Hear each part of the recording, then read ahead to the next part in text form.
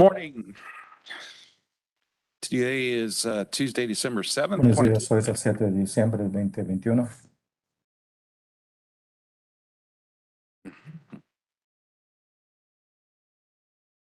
Got that? Cool. All right.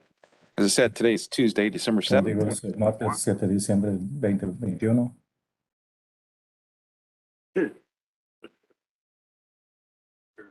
Yeah.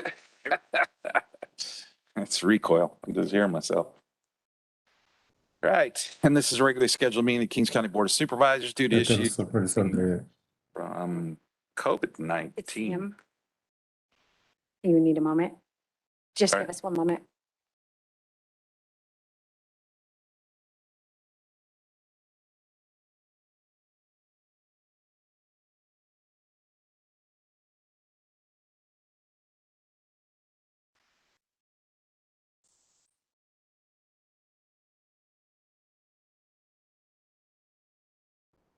How are you? Hey, how's it going? Good. Can you mute that one? Mute Yeah. this one? Yeah. Okay.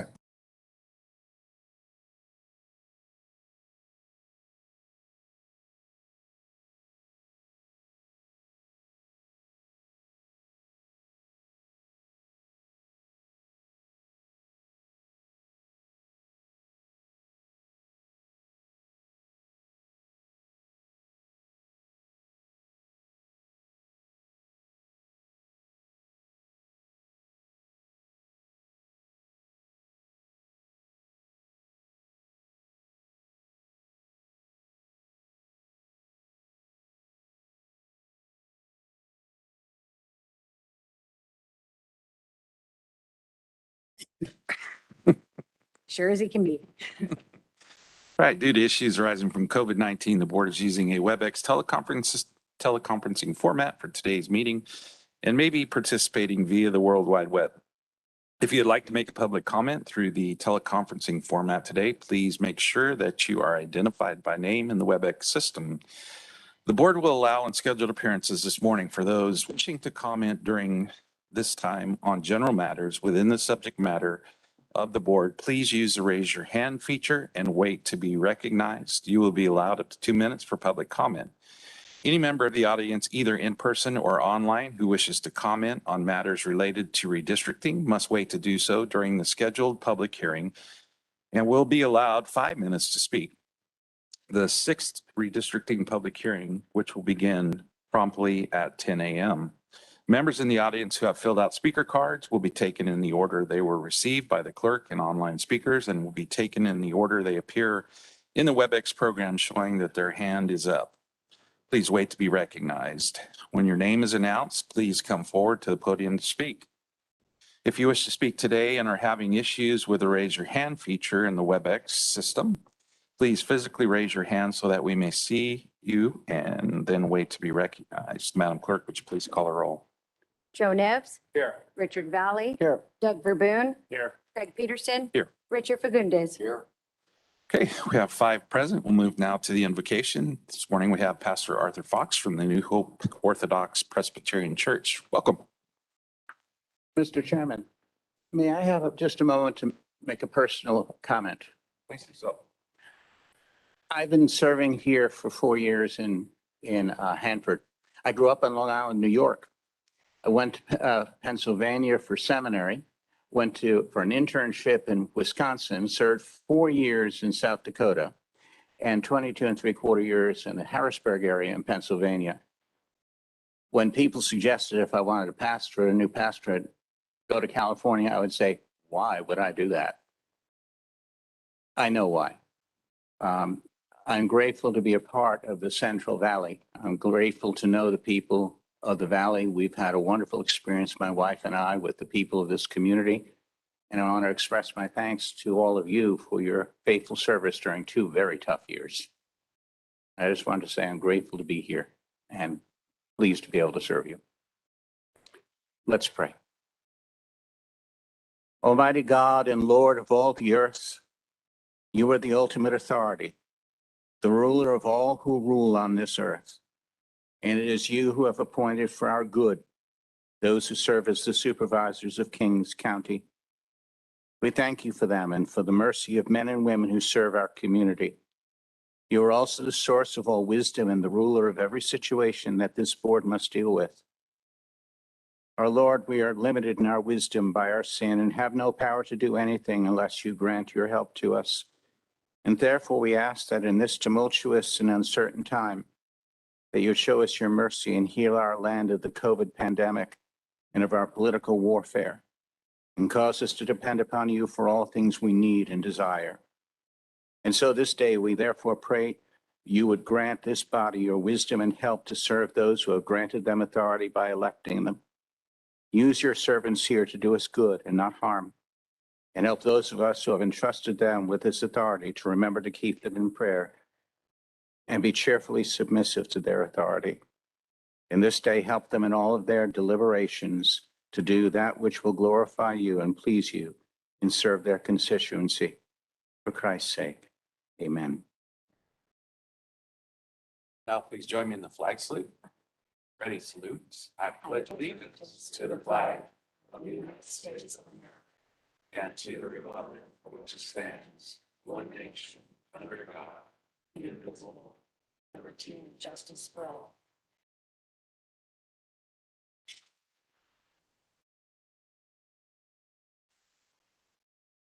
All right, this time we'll move to item 2, which is unscheduled appearances. Any person may directly address the board at this time on any item on the agenda or any other items of interest to the public that is within the subject matter jurisdiction of the board. 2 minutes are allowed for each item. I'll just remind you that if you're here for redistricting, you'll have the opportunity to do that during the public hearing. So, Madam Clerk, do we have any requests? I do not have any written requests, but I do understand that Ed Hill would like to speak under unscheduled.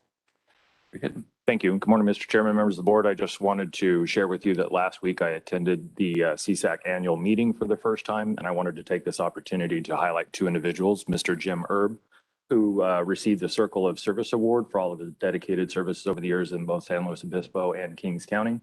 And I also want to recognize admin analyst Domingo Cruz for receiving his CSAC executive credential. This is a lot of work on his behalf, and the county will benefit from his knowledge and experience in this area. Very good. Thank you. Domingo, you want to say a speech? That's the leadership challenge. Uh-oh, he bit. I'll just say once. Mr. Chairman, members of the board, Domingo Cruz, Administrative Analyst. I just want to say thank you to the administration, especially Kyria Martinez. She had supported me in that endeavor. So that's why she's a credentialed senior executive. So, and thanks for Ed for accepting that award. So for me, thank you. Yeah, well, thank you as well, Domingo. I mean, it's an investment in not only in yourself, but in Kings County. And we appreciate your willingness to provide that leadership and enhance your abilities, and it profits us all. So thank you again for that. Good. All right, with that, we'll move to item 3, which is approval of the minutes. And we'll start with item 3A, which is a report out closed session from the regular meeting for November 23rd, 2021. Thank you, Mr. Chairman. Your board took no reportable actions on November 23rd. Very good. Move to item 3B, which is approval of the minutes from the regular meeting of the November 23rd, 2021 regular meeting. Okay. We have a motion and second. Madam Clerk, please call the roll. Joe Nevs, Yes. Richard Valley, Abstain. what was that? Abstain? Abstain. Doug Verboon, Yes. Craig Peterson, Aye. Richard Fagundes. Okay, we have 4 in favor, 1 abstention. We'll now move to item 4, which is a consent calendar. Board, you have that before you. What's your pleasure? I'll move as presented. Debs will second. Okay, we have a motion and second. Madam Clerk, please call the roll. Joe Nevs, Yes. Richard Valley, Aye. Doug Verboon, Yes. Craig Peterson, Aye. Richard Fagundes. Okay, 5 in favor, motion carries. We'll now move to item 5, which is regular agenda items. We'll start with behavioral health.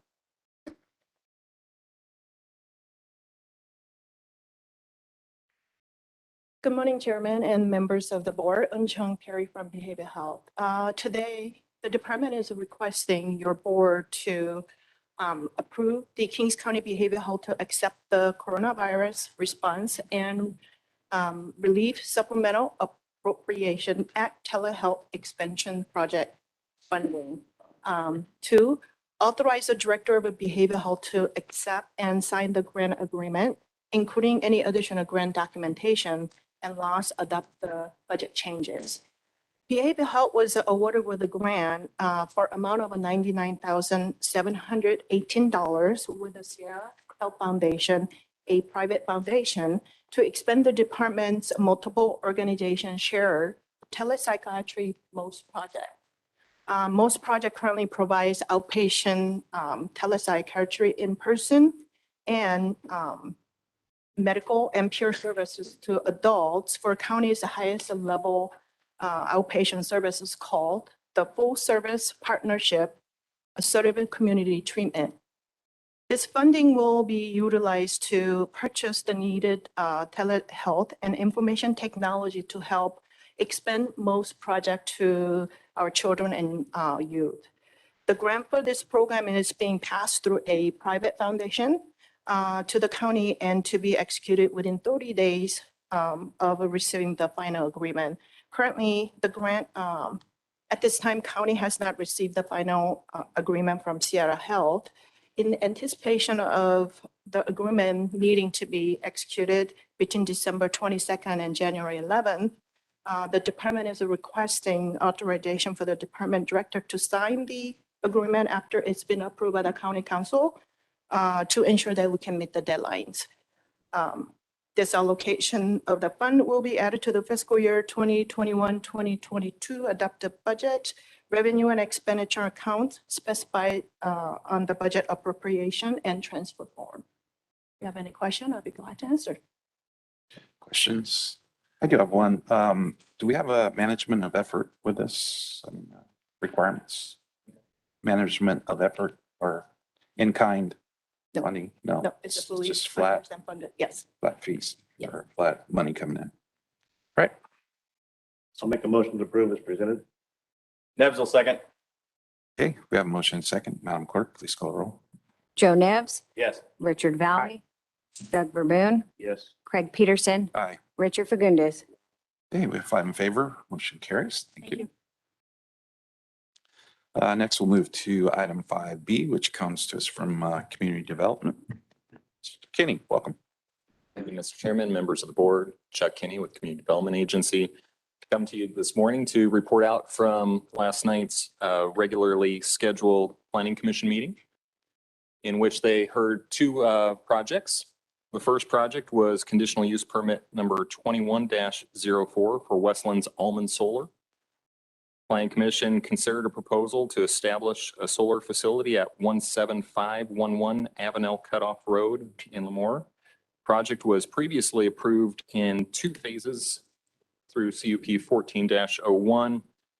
And this CUP was being considered to split phase 2 off as a separate conditional use permit since the 2 phases are not under the same ownership anymore. Planning Commission did approve the project to split it into a separate conditional use permit. And then the second conditional use permit that they considered yesterday was conditional use permit 20-08, the High Roller Dairy. The Planning Commission considered a proposal to add an anaerobic lagoon digester and associated infrastructure adjacent to the western boundary of a dairy, as well as adding 3 open lot corrals, 2 freestall barns, 2 hay barns, and a dirt stacking area to an existing dairy located at 14782 8th Avenue, Hanford. And the Planning Commission chose to approve that project as well, and that concludes the report of their monthly meeting. Very good. Any questions from the board? I'll move as presented. Thank you. Second. No seconds. All right. We have a motion second. Madam Clerk, please call the roll. Joe Nevs, Yes. Richard Valley, Aye. Doug Verboon, Yes. Craig Peterson, Aye. Richard Fagundes. 5 in favor. Motion carries. We'll move now to item C, 5C, which comes to us from the fire department.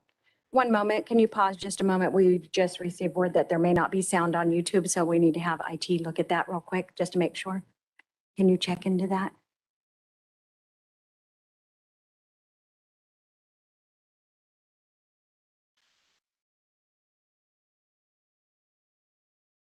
don't know if it was the English or Spanish. Kathleen, do you know if it was the English or Spanish version? Okay, thank you.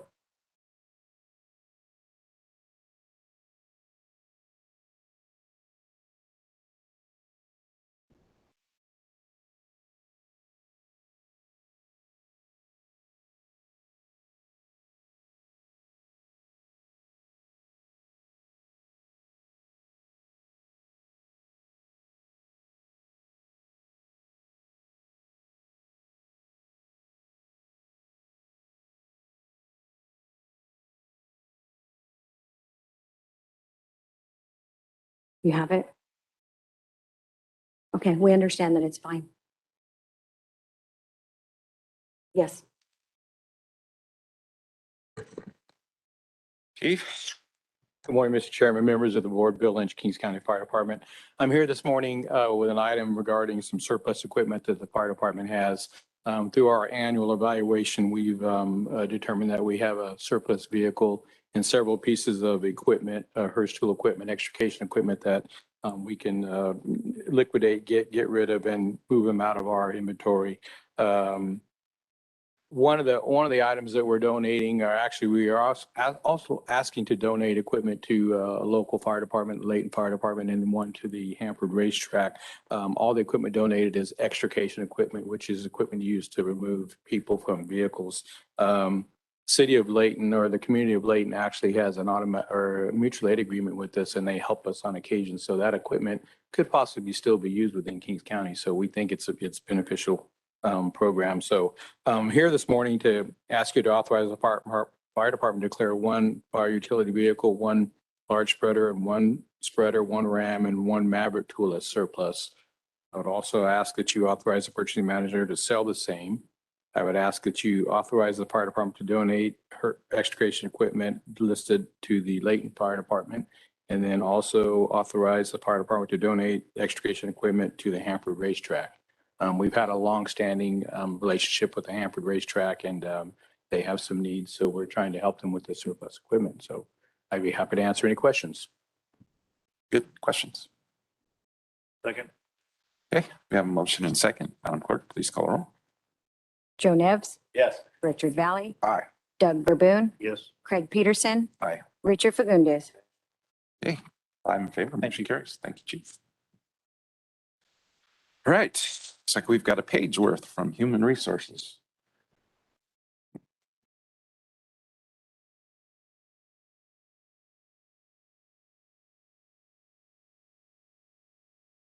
Good morning, Mr. Chairman, members of the board. Melissa Avalos, Personnel Analyst with Human Resources. I'm here today regarding the allocation changes and the lateral reclassifications of Department Specialist 123 to Office Assistant 123. The County of Kings currently employs 37 department specialists at various levels, 1, 2, and the 3 level, within 4 departments: the Health Department, Human Services, Sheriff's Office, and the Probation Department. With the minimum wage compaction over the past few years, the Office Assistant and Department Specialist series are on the same ranges. The lateral reclassification of the department specialist employees to the office assistant series will allow more flexibility for transfers across the different county departments and flexibility internally for assigning individuals to the varied clerical responsibilities. The office assistant job classification currently incorporates a wide range of different and important clerical functions that are used to support county departments. As an office assistant, the incumbent will gain and use specific clerical knowledge for the department they work for, identical to a department specialist. As the incumbent's clerical skills expand, they're able to promote to a higher level in the office assistant series, just like a department specialist. In an effort to help with current compaction issues, Human Resources is trying to look at all classifications on a much larger scale. The reduction in classifications will help the county as a whole when looking at classification and compensation. The union was notified of the proposed changes. There's no fiscal impact, as each department specialist will laterally transfer to the equivalent level as an office assistant. In an effort to condense all of the recommendations listed in the public agenda item, HR recommends that you, one, approve the allocation changes of the department specialist positions to the office assistant series as listed and printed in the public agenda item. And two, approve the lateral transfers of all department specialist incumbents to the office assistants as listed and printed in the public agenda item. If you have any questions, I'd be happy to answer them. Very good, thank you. Question from the board. Second. All right. Thank you. Thank you. We have a motion and a second. Madam Clerk, please call roll. Joe Nevs, Yes. Richard Valley, Aye. Doug Verboon, Yes. Craig Peterson. Aye. Richard Fagundes. Okay, 5 in favor, motion carries. Move now to item E, which comes from Public Works. Good morning, Mr. Chairman, members of your board. Mitchell Cabrera with Public Works Engineering. Here before your board this morning to request that your board approve the resolution for the removal of the stop sign located at 25th Avenue and Grangeville Boulevard. July of this year, Public Works received a request from the Lemoore Naval Air Station to consider the removal of this stop sign. Public Works engineering staff performed an intensive field review study and prepared a intersection control report. The findings based off of the California Manual for Uniform Traffic Control Devices, we were able to find that there were no deficiencies that would require the additional stop for westbound traffic on Grangeville Boulevard. Given that the Naval Air Station also has an occupied post 4 in a couple years, it's now creating an unnecessary stop for traffic to flow steadily through Grangeville Boulevard. So Public Works' recommendation is that your board approve and allow roads crews to perform that maintenance work and remove the stop sign. At this time, if you have any questions, willing to answer. Very good, thank you. Questions? Make a motion to approve as presented. Thank you. Pretty easy. All right, Madam Clerk, have a motion and a second. Please call roll. Joe Nevs, Yes. Richard Valley, Aye. Doug Verboon, Yes. Craig Peterson, Aye. Richard Fagundes. Okay, we have 5 in favor, motion carries. Now move to item 5F, which comes from the Sheriff's Department. Good morning, Sheriff. Good morning, sir. Mr. Chairman, members of the board, Dave Robinson, Kings County Sheriff. I'm here before you this morning to ask for your authorization to consider allocating 1 full-time detentions lieutenant position and also authorize the advanced step for Lieutenant Collier and the advanced step for Lieutenant Sherry Long. So a little background to go backwards on the last two. When I came before your board after the ratification of the detentions contract, it bumped 2 lieutenants below pay of where 10 of my, I think, 14 sergeants were making.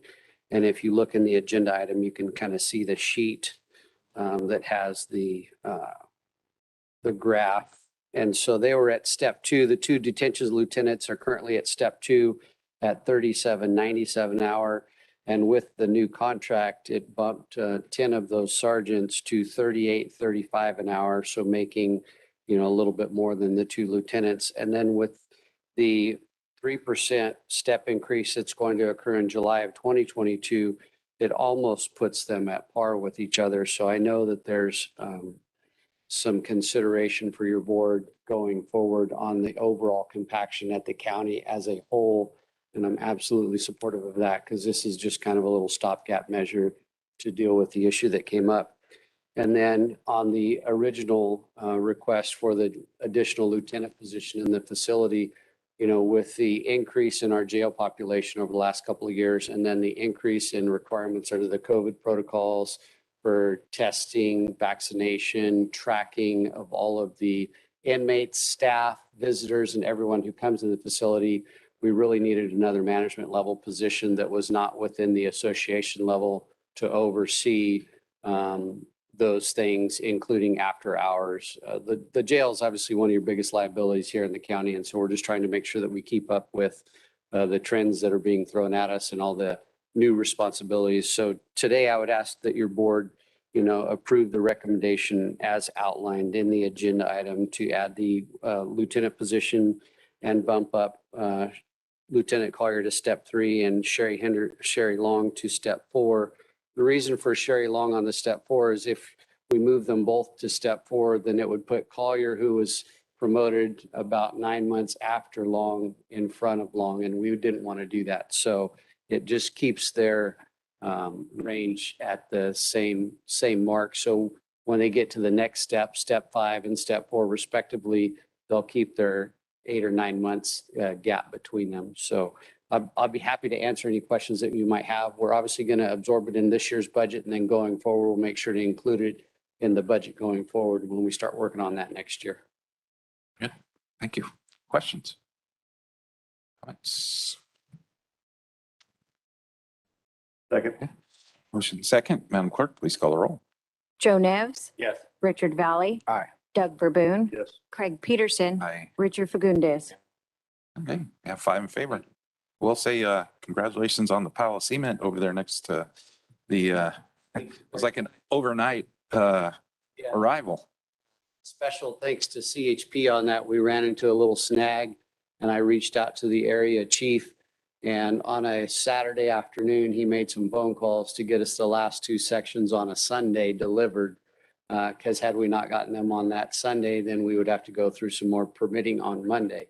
And so he was able to make that happen. So we'll have hopefully a grand opening sometime around March, Yeah. March to April. You got a permit? We'll have everybody over. We do have all the permits.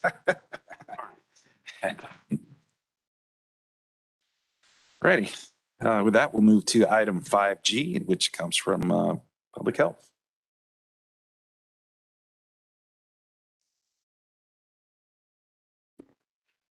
Good morning, Chairman, members of the board. Troy Homerding from Public Health. The Department of Resources Recycling and Recovery, also known as Cal Recycle, offers the Farm and Ranch Grant Solid Waste Cleanup and Abatement Grant Program pursuant to Section 48-100 of the Public Resources Code.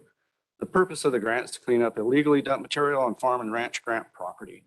Kings County Department of Public Health, Environmental Health Services Division submitted an application with the intent to apply for a grant in the amount of $18,198.58 to reimburse the cost of remediating illegal dumping on a local farm for which the owner has requested reimbursement from the state. Cal Recycle has received and is currently, the application is under review, which requires resolution from your board authorizing the Director of Public Health to execute and submit all necessary grant documents for Cal Recycle. The full amount of the funds received from Cal Recycle, $18,198.50, will be dispersed in their entirety to the appropriate entity to cover the cost for the solid waste remediation. The board is respectfully requested to consider adopting a resolution authorizing the interim director of public health to execute and submit all necessary grant documents to Cal Recycle for farm and ranch solid waste abatement program. I'd be happy to answer any questions. Very good. Thank you. Questions from the board? This program is important. I think as our society grows and people get lazy, they just go out at night and dump everything off the back of their vehicle. And I spend most of my time picking up other people's trash. And I have recycles bin at my center more in it, you know, with Amazon and all the boxes, people that dump them on other people's property. So this is important. So with that, I'll make a motion to approve. Second. Okay, we have motion and second. Madam Clerk, please call the roll. Joe Nevs, Yes. Richard Valley. Aye. Doug Verboon, Yes. Craig Peterson. Aye. Richard Fagundes. Okay, 5 in favor. Motion carries. Thank you.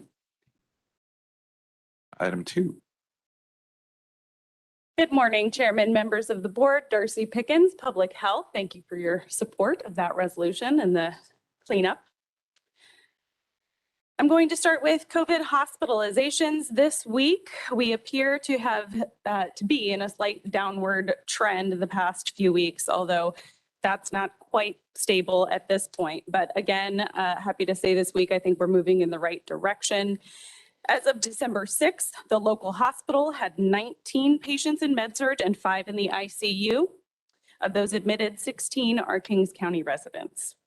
Since the start of the current surge, 86.4% of hospitalized patients have been unvaccinated and 13.6% vaccinated. got that wrong on here, but that's the correct one.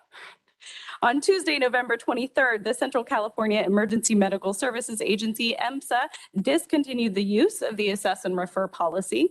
The agency again stated that this policy successfully met the objectives of reducing the number of non-emergent patients entering hospital emergency departments, and also kept ambulance resources more available for emergency service requests.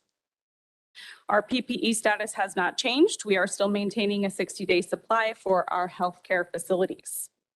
Last week, Public Health collected 1,656 COVID tests through our clinics and mobile unit, remaining fairly consistent with the few weeks prior, not counting the holiday week when we did have a slight dip in numbers, which is expected. We did see an increase in case counts this past week with 268 new cases, though only 169 were reported the week prior. Cases are still declining month to month, albeit slowly and with variation from week to week. We saw that expected bump after Thanksgiving, for example. We had an average of around 233 cases per week over the past month. That's compared to an average of 437 the month prior. So that gives you a little bit of an idea of the direction we're moving in at this point. This brings our new case count since the start of the current surge to 8,815 cases. As you all know, the World Health Organization did identify Omicron as a new variant of concern on November 26th. We do not know yet whether this variant will result in higher transmission rates or more severe disease. That's still unclear. Simply put, the WHO took this action because of the number and type of mutations on this particular variant, paired with an increase in cases in South Africa where it was originally detected. That drove the WHO to make the designation, thereby increasing monitoring and investigation so that we can respond more appropriately. So we can expect to continue to learn more in the coming weeks. There is an active link on the KCDPH website to the CDPH updates on Omicron with more information, and that's an active link. It changes every time they update their page. The public will be able to readily access it. For now, I think it's important to remember that Delta continues to be the predominant circulating variant here in Kings County, and vaccination remains our best measure of protection. The CDC reports that Delta remains susceptible to available monoclonal antibody therapeutics, and vaccines continue to be highly effective against severe illness, hospitalization, and death among people infected with Delta. The monoclonal antibody therapy pilot here in Kings County with Adventist is up and running. The number of patients is still relatively low, so I'm going to pause on giving you that number just until we've got a higher number and make sure that we're not invading anyone's privacy there. They are working on some communication. They, being Adventist, are working on some communication material to ensure word of the service is widely available. So we'll be sending that out as well as soon as we have it. It's available in Home Garden, Corcoran, and Avenel at the moment, running 3 days a week. Last week, Public Health administered 802 vaccines, up from 574 the week of the Thanksgiving holiday. We are still seeing more boosters than anything else, but also a slow but steady increase in pediatric vaccinations and first and second doses. We have been in the process of trying to bring on additional nurses for our vaccine clinic for some time. Staffing remains a challenge. I don't think that's new news to anyone here. We know there is additional need in this space. I also want to point out, though, that we have been able to maintain approximately 18 clinics a week for several months now with our current staffing levels. This is really unique for a county of our size. That's a significant number of weekly clinics that we've been able to maintain, and it really is thanks to our extremely dedicated and compassionate staff. They do an amazing job. So we are working to partner with more providers and CBOs. Valley Voices is here today. We partnered with them over this past weekend. They do some really successful canvassing in the area of vaccines. And so we are able to bring even more to the community through those partnerships. As of today, not including the prison population, we have 9,033 partially vaccinated residents and 60,851 fully vaccinated residents, which is 46% of the eligible population, again, not including the prison population. Our breakthrough rate remains at 2%, still indicating the vaccine is effective. So with winter at our doorstep and Omicron on the horizon, we stay the course. We know what works: vaccination, masking, testing, and isolating when you're sick. And we will continue to make those services and supports available to everyone seeking them out. I encourage people to take the measures that are right for them personally and to, at the same time, consider the health of their neighbors and loved ones, because our choices right now impact them too, possibly more than ever before. This concludes my report, and I am happy to answer any questions. Thank you. Questions from board? I'll comment, Mr. Chair. Yeah, thank you, Mr. Chair. Just going back, this is my first meeting back since the governor came to the county about 3 weeks ago now. And obviously, no one likes the topic of the pandemic. And if we have a governor come to the county, which is rare, we'd like to be talking about water or our economy or ag or something a little bit more productive. But that being said, with the pandemic here and he came and going out to Avenel, I did like the opportunity to have I did like the time to have the opportunity to thank staff in front of the governor for the work that you guys have done, especially the work that's going on now. We appreciate you guys. And nobody's standing up to tell the board that, and for me to tell them that, well, it's just me being a spoiled little, I think I'm better. So no. Online. Going back to when Mr. Hill was the public health director, appreciate the good work he did too. So you guys worked well, got the vaccines out there. I believe that's why the governor went to Avenel with the high vaccination rate out there. And thanks for being there as well. Kyria was there as well. And you guys giving him some technical answers to the questions that he asked. And so that being said, hopefully the next time we have a governor here, whether it's him or somebody else, look forward to talk about other things and get this past us. And then I want to thank Supervisor Boone for appreciate you calling me the night before, Supervisor, make sure that I knew I was in the loop. I do appreciate that, sir. Thank you. Thank you, Supervisor. Thank you. Very good. Further questions? Mr. Chairman, I'll give my regular weekly update on the status of the Kings County employees. Since the new outbreak has started, we were at a total of 198 cases, and we currently have approximately 30 individuals quarantining or are teleworking. Thank you. Thank you. Thank you. All right. Well, we're scheduled for some public hearings around 10 o'clock, but with the board's permission, maybe we'll jump to board member announcements and reports. And works, Supervisor Verboen. Okay, first of all, since the last meeting, we had Thanksgiving with our families, and I hope everybody had a nice Thanksgiving. Supervisor Valley passed out about 2,000 turkeys. Oh, it was 1,000. 1,000? Yes, sir. Good deal. Then we left with Supervisor Peterson and I believe Ed Hill. Seen Jim Erb there at the CSAC conference in Monterey. The conference was basically dedicated to deal with adverse public and adverse board members during this tough times. And no matter what side of the party you're on, everybody has the same story to tell. So it was how to deal with it and get through it and lead by example and move forward. So it was a good conference, much needed, very well attended by all counties. So I'm glad to go and represent the Kings County. So thank you. Thank you. Mr. Fagundes. Did you hear last week and on also parades, really parades. Fine, it's good to see people out mingling again. It's unbelievable the people that are coming out. I'd like to see them. Very good. Thank you. Supervisor Nibbs. Thank you, Mr. Chair. This goes back a couple of weeks. So we held a couple of events. The tree raising in Lemoore took place on November 28th, as well as ceremony open house The weather was perfect, so we did a lot of stuff outside, so it was very, very nice. Webinar on broadband and digital equality in California, the investment and planning and development in connecting high-quality internet for California residents are beginning to come, a lot of those talks. Calviva Public Policy wrapped up 2021. There are now 390,000 souls enrolled, and that was as of Wednesday, December 1st. 33 of those enrollees are from Kings County, and the combined regions of populations allows for a good economy of scale to be able to assist with that insurance coverage.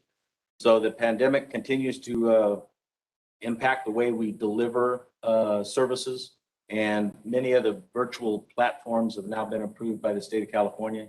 So immunization, diabetes, high blood pressure, mental health meds, along with a lot of other issues are being dealt with in a proactive manner. The Lemoore branch of the Kings County Library had their winter open house also on December 1st, and Santa and Mrs. Claus were there, and we missed the face painting and the cookies, but I think that was Santa Claus that missed the cookies. Not sure.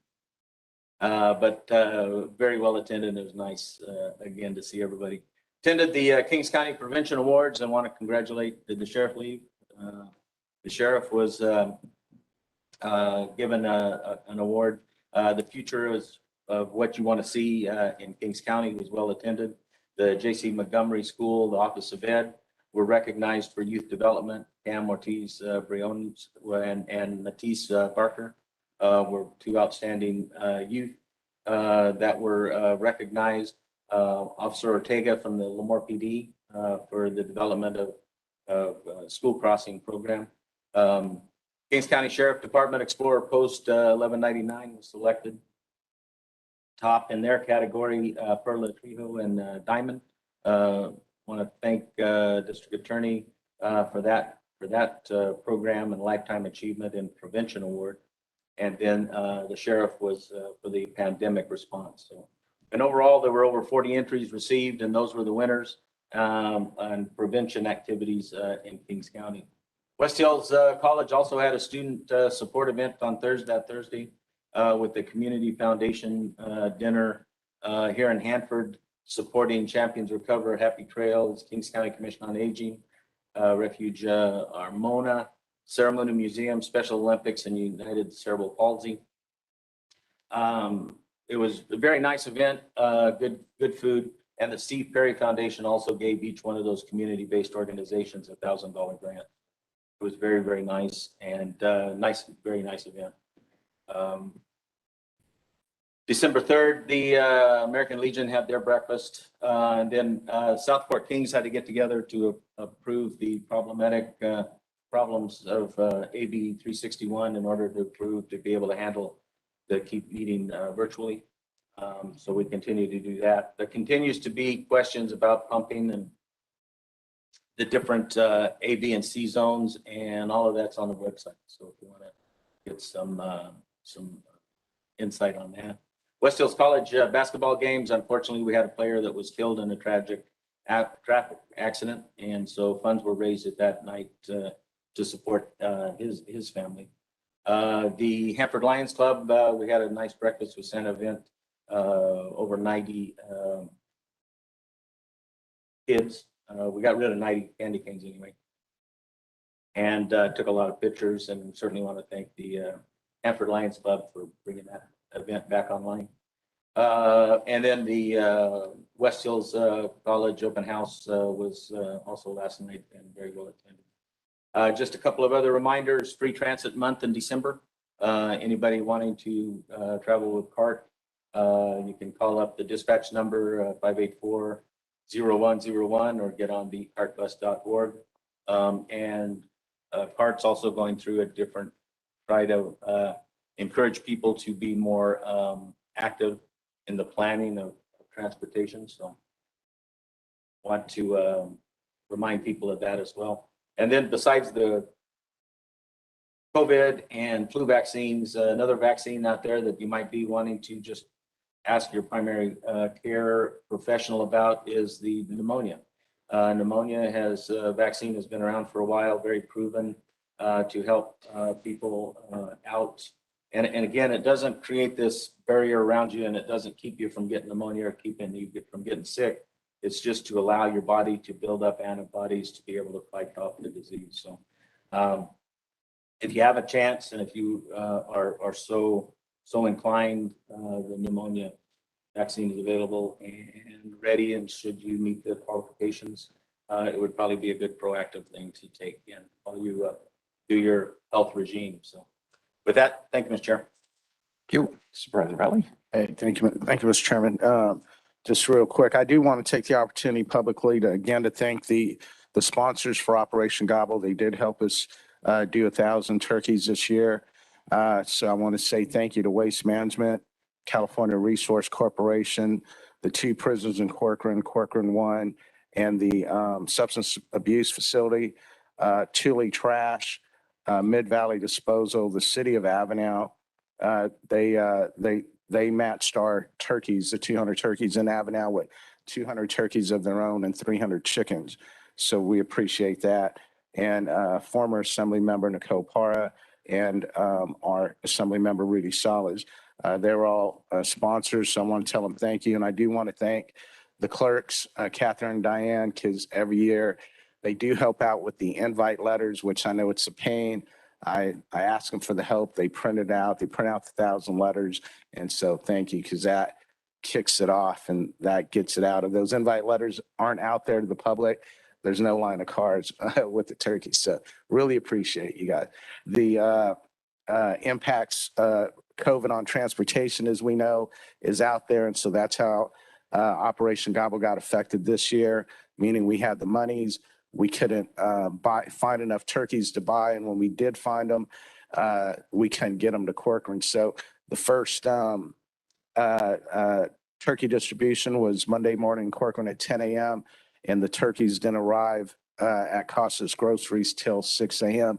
that Monday morning. So I was nervous going into the weekend, knowing all those folks were going to be there and we may not have the turkeys. So, but it did come through. So we appreciate that. And then got invited to go to the Avenel Parade Saturday night. That was a good time, excellent turnout. And then last night in Corcoran was the ChrisCom's annual Christmas reception. So it was a nice turnout for that. I do want to extend the invite to the board if you haven't seen it in your emails. But this Friday at 11 a.m., the Corcoran is going to be groundbreaking on their the new park with their, I think they got a $7 or $8 million grant. But that park, as you know, is going to be home to our Veterans Memorial. And every board member up here played a role in getting $1 million. The work they did through the high-speed rail lawsuit. And I always do tell them thank you on that. I do appreciate that. We're going to have a beautiful Veterans Memorial in the city of Corcoran. That's going to be definitely a statewide attraction, if not a national attraction. And you're just going to have to see it to believe it, but it's going to be beautiful. But if you come out Friday at 11, you'll see the drawings, the layout for the whole park. We'll be there on the actual site, and you'll get a better grasp on where this memorial is going to sit and see the entrance to Corcoran. So it'd mean a lot if you guys could come on out there. So thank you, Mr. Chairman. Thank you. Okay, for me as well, attended the CSAC annual meeting, excuse me, last week. Our CAO did a great job on a presentation that he was involved in, and kind of the first shot at being an executive in the state and being recognized, and did a very professional job and made our county proud. So thank you for that, as well as the acknowledgements by other members of Kings County. I continue to play a role in the State Association of Counties. And for myself as well, I finished my third year as a member of the CSAC Exec Committee. And it was really, first of all, I'd like to thank the board for allowing me to serve on the CSAC board. It's a way to generate interest in rural counties. And on the exec committee, I serve as one of 2 rural county representatives on the exec board. And you can imagine with, large cities like Los Angeles and San Francisco on that exec committee that sometimes it's difficult to, get your perspective heard.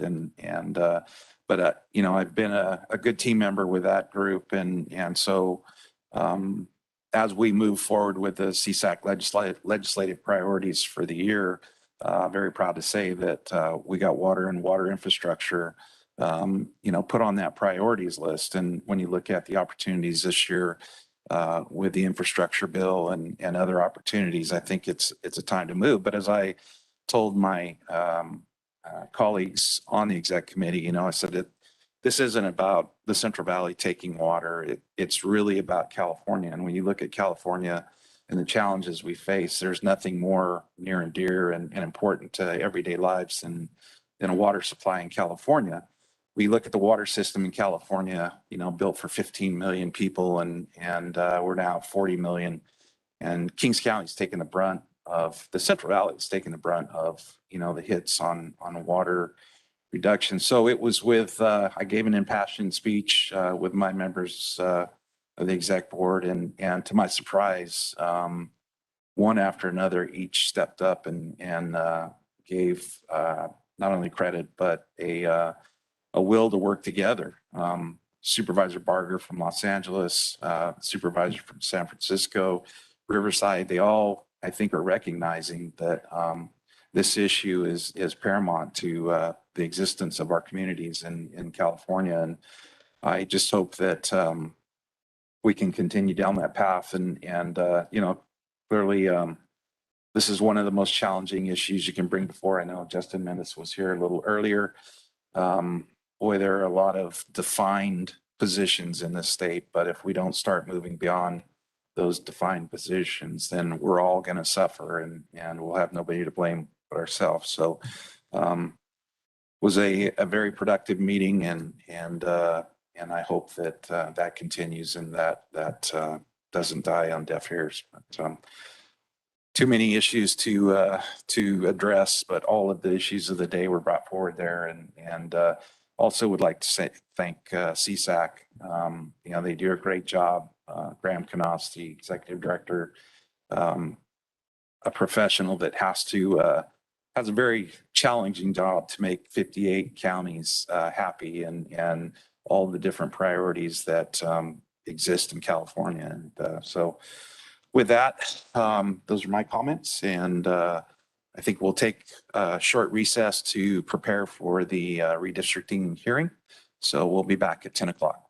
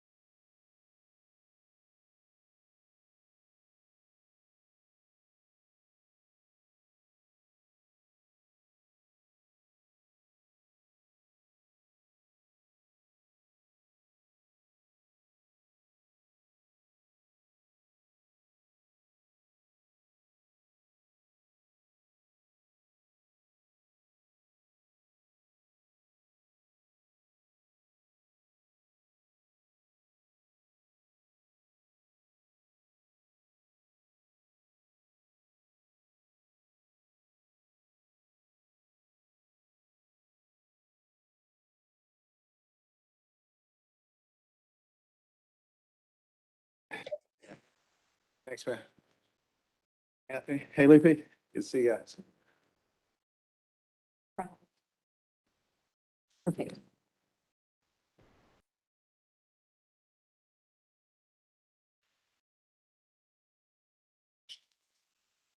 Great. Go back into session here and it is a little after 10 o'clock. We do have 3 public hearings scheduled this morning. The first comes from administration and county council. It's item 6-1, and that is to conduct the county's 6th public hearing for the county's 2021 supervisorial redistricting process to further introduce and encourage public discussion concerning the redistricting process. So as typical, we will start with our presentation from county council and questions from the board, and then we'll move to public hearing to allow the public to provide their thoughts and input. And then we'll close that and bring it back to the board for further discussions. Thank you. I am actually going to turn the time over to Matt Boyette to introduce the item. Good morning, Mr. Chairman, members of the board. Matthew Boyette, Kings County Administration. This public hearing is being held in person and also being broadcast via WebEx and YouTube teleconferencing formats. Due to COVID-19, in-person attendance in the board chambers is limited to 20 people at a time. Should the board chambers reach capacity, there is an overflow area in the nearby multi-purpose room where a live stream of the hearing will be available. Those who are in the overflow room and wish to make a public comment in person at the hearing will be allowed into the board chambers one at a time during the public comment section of the agenda. If the board chambers is still at capacity after the comment is made, then the individual will need to return to the overflow area. We appreciate the community's patience and understanding as we continue to work through the challenges brought about by COVID-19. Those joining us via YouTube will not be able to make public comment. Those participating via WebEx, please mute yourself upon entry and until time has come to make public comment. Please state your name and address for the record. The county has a live Spanish language interpreter for those present and will be broadcasting a Spanish version of this hearing via the published Spanish WebEx and YouTube links. And so at this time, I will introduce David here, who's our Spanish interpreter. Thank you, sir. Buenos días a todas las personas presentes en esta audiencia. Se les quería informar que hay interpretación disponible para esta audiencia, ya sea en persona o también por medio de internet. Estamos disponibles. Gracias por todo. Thank you very much. And for the record, a paraphrase of that in English, he was just mentioning to the group that he is available back there for Spanish translation if anybody needs such services. Excuse me? Oh, yeah, and also for those on the internet as well. And he has devices back there available for those in need of such services. And also just for the record, in our multi-purpose room across the way, we have the same exact in-person services there with another interpreter there. So depending on which room people are in, they'll have services in either area. So with that, materials being presented at today's hearing are available on the county's redistricting website, www.redistrictkings.com. And at this time, I will provide background and introduce the item before you. Every 10 years, the county's supervisorial districts must be redrawn so that each district is substantially equal in population. Redistricting is important to ensure that each supervisor represents approximately the same number of constituents. Redistricting determines how neighborhoods and communities are grouped together into supervisorial districts for purposes of electing a board member. The county will, as part of its 2021 redistricting process, hold 6 public hearings to engage the public, 5 of which were held on July 20th, July 27th, August 31st, November 3rd, and November 16th, 2021. Today, the county is holding its 6th public hearing. The goal of today's hearing is to review and take comment on the county's focus maps identified at the last hearing, as well as draft maps submitted by the public on or before November 22nd, 2021. The board will continue to further narrow and prioritize the map options with the potential to adopt a new supervisorial district map by resolution. Notice of today's public hearing was published on the county's redistricting website, www.redistrictkings.com, and was also promoted through the county's redistricting social media accounts on Facebook, Twitter, and Instagram. A flyer announcing the public hearing was posted online and distributed to the local community-based organizations via email. In addition, the county's public outreach consultant, Tripepi Smith, placed calls to community-based organizations to personally notify them of today's hearing. Lastly, a public hearing notice was published in the Hanford Sentinel on November 27th and December 2nd, 2021.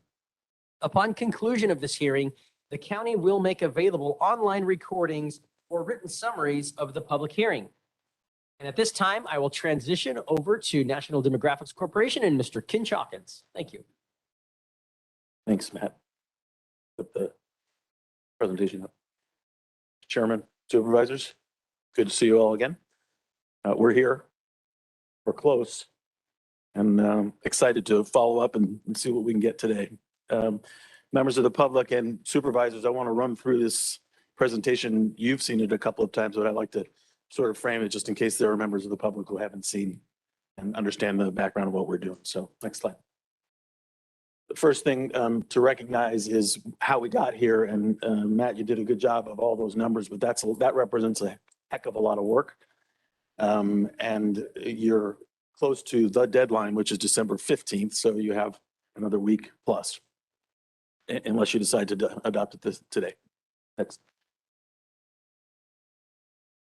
The two most prevailing structures that the board and the effort to draw maps follow both federal law, which as Matt made reference to, it's called the equal population or one person, one vote.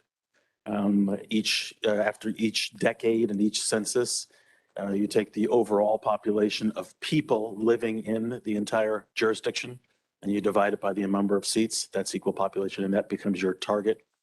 And you like to stay within a 10% variance for each overall. In other words, you can't have higher than 10% from the lowest to the highest in any district. Similarly, you cannot draw districts at all that dilute the potential for political representation from a protected class, an ethnic or racial minority. And thirdly, you cannot have a map that looks like you're purposely creating a district to racially, to have a racial district, a racial gerrymander. It's a subtle difference, but it's instead of you can't create one and you can't dilute the potential. Both are important when you're drawing the maps. On the right-hand side is the California structure. These are in order of priority. The state has basically said with the Fair Maps Act, you have to follow these priorities as much as practicable. If you can't do them perfectly, then you can't. The first is contiguity. It seems to make sense to a lot of people that districts need to connect and be contiguous. The second is the one where there's probably the most activity. When you say to people, mostly neighborhoods or communities, people tend to think physical, but indeed communities of interest are allowed to be defined in many, many different ways. As referenced here, socioeconomic, you can do it by geography, socioeconomic, you can do all kinds of different ways to create what is a community of interest. The third one is cities and census designated places. As much as practicable, you try not to split cities and or census designated places. It's particularly in districts like this, the rural districts, it's harder to do because the population is concentrated in one area, generally speaking, but you try your hardest not to split things up. Fourth is identifiable boundaries, and those could be person-made and or natural. It could be mountains, could be roads, could be shopping centers, could be all kinds of things. It is perfectly within your rights to consider those boundaries as things that would help you draw lines, again, to the extent that's practicable. And then compactness, and that's one of those things you'll know when you see it. You can't just have a district that jumps over one place to get to another. Sometimes districts kind of look a little bit like that because you have to do things, but generally speaking, it's pretty obvious when it looks like it's not compact. It's important to note that last part is You can't favor or discriminate against any political party. There's no reference to politics or the political party in this effort. Your current census data looks like this. And so you can see, as I was talking about, the equal population. And over on the right-hand side in the third column there, the 12.48%, that's represented by the 7.37 positive in District 4 and the negative 5.11 in District 5. Together, that's outside the 10% boundary, which suggests that you do need to adjust the maps. And as you've seen over the weeks and months, it's not as simple as it looks, but that's the adjustment that you need to make. Similarly, the numbers that are shown with the ethnic groups or the protected classes, at least in this case, they're important to use as a reference, but that red note at the bottom is important. You really shouldn't just look at numbers. You're looking for, again, the potential for either dilution or representation for a protected class. The numbers are a guide, but they can't be the whole thing. It's not just that, but it's the whole map. Next slide. This represents some of the main neighborhoods and or communities of interest. Clearly the south of 198, the city of Hanford is the main population hub. We did talk a lot about Home Garden, Stratford, and the others. Armona, I should mention them as well, Grangeville. In the North County cities, Hanford and Lemoore, South, Avenal, Kettleman City, and Corcoran. It is important to note that the Native American tribe, the Tachioca, and the Portuguese community. There were others that were discussed and described in more detail, but these were the main areas that were discussed by the process. Again, for those folks who haven't been following along the whole time. Matt, it's funny, Matt made reference to, the idea is to funnel down, and this doesn't look like the funnel down, and it's okay if it's not. You're trying to get to the point where you start with a lot of different ideas and maps. You had a robust conversation a couple of different times, and it produced more maps, and that's okay. But what we did produce is those focus maps, Public 101, about which there's been a lot of conversation, and Public 113B. Last time I was here, we had 113, and at the request of the board, we moved Home Garden into District 4, sorry. And you'll see that map later today. We are going to show you the other maps that were submitted since. They are a population balance, and you can take a look at them. I know they're in your packets as well. So these are them. We don't really have much comment. I have some numbers here and all that, but this is what they look like. This is 115. The seemingly odd piece about this one is where District 1 is kind of sitting there in the middle there, but it is population balanced. Next slide. 116, as I mentioned before to you, if you kind of visually just look at these maps kind of tilt, or they do different things, but they are population balanced and they're contiguous and they're relatively compact. And so you can just actually flip through them. Again, the way the system works is the slide on the left is the whole county. Slide on the right focuses just in near the population balance, or the population center, I'm sorry. Next. This one obviously is much more of a horizontal map, 118. So you can see the huge District 4 across the top, which you don't see that in the other ones. Next. And 119 is a very different map than 118, as you can see, 2 and 1 and 2. 1 comes all the way down, 2 moves to the right. But again, they're balanced. And then 120. Those are the ones that were the extra ones that were submitted since your last meeting before the deadline. And again, I know they're in your packets. Fair game, open to discussion. It's up to you all to bring them to the floor. The last couple of slides are the focus maps. I should mention the Corcoran map. We had a little bit of a mix-up last time. The way the map was posted and it was listed didn't really have the right Corcoran map. This is where you probably get in trouble labeling things with names and people's names and cities' names. This is the Corcoran map. This is the one that was submitted by the folks of Corcoran. And again, okay, that's fine. And public, you can go back to 101. 101 is good. This was one of the focus maps that's been discussed a lot about here. You've heard a lot from Valley Voice folks. And then the last one is, this is the one that adjusts Home Garden into District 4. I want to say 1, and I don't know why. Again, they're all population balanced at this point. They have different numbers associated with them. I know Matt is ready to go with the interactive map to the extent that you have questions and take a look. And I think the last slide says it's decision time. Now the tough part happens. Yeah, a little pillow time for you probably, right? Pardon me? A little pillow time for you. No. I enjoy this stuff. Right. Do we have any further presentations from? Yeah. All right. So then we'll go ahead and open it up to the board for questions or comments this time. You need me to stay here? Well, I have a question. So 113B is a new one. Is 113 still available or is it off the table? It's available. We didn't have it, but we were directed to adjust it last time, but it is available. Yeah. We can show it on the interactive map if you wanted to look at it.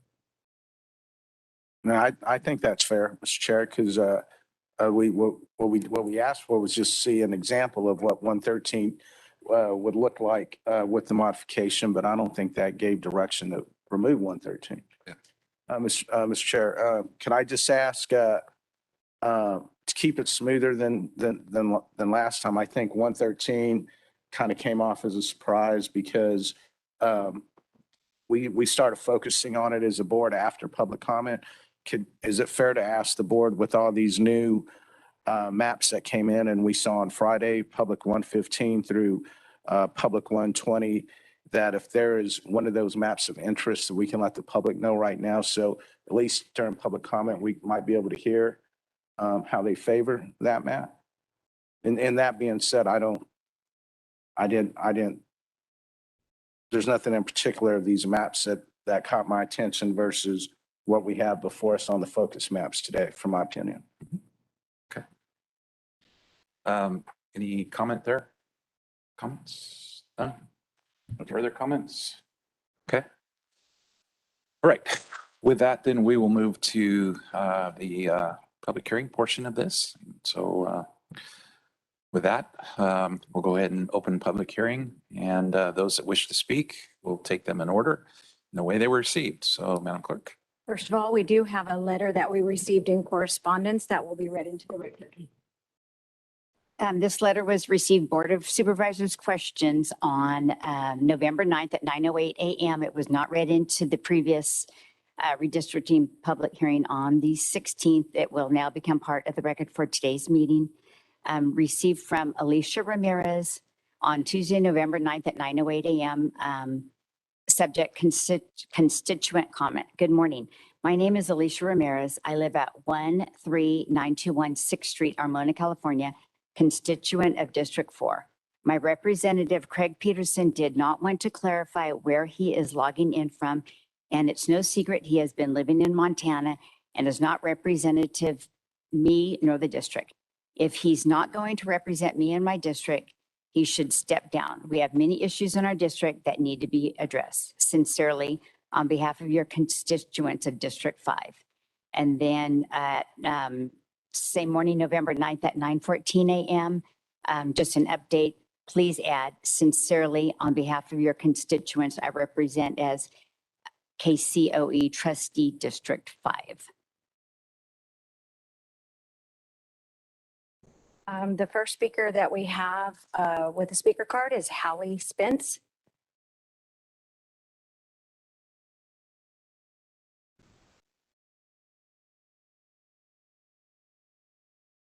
Good morning. My name is Hallie Spence. I live in Hanford. I've been wondering how much it costs to retain the services of the National Demographic Corporation for this project. You've chosen to retain this firm to invest money in having these maps developed. Yet it appears that you are also going to disregard these maps and choose a map of your own making. This is a misuse of the public funds. If you were representing your areas well, you wouldn't need to manipulate maps, borders, and numbers to retain your current areas. Why are you feeling threatened by possible changes? As Pastor Fox stated, you are public servants. elected to do the greatest good for the population of your area and for the county of Kings. By choosing a map other than Public Map 101, it appears that you are not representing your public fairly. I support Public Map 101. Thank you. Yep. The next speaker we have is Barbara Castle.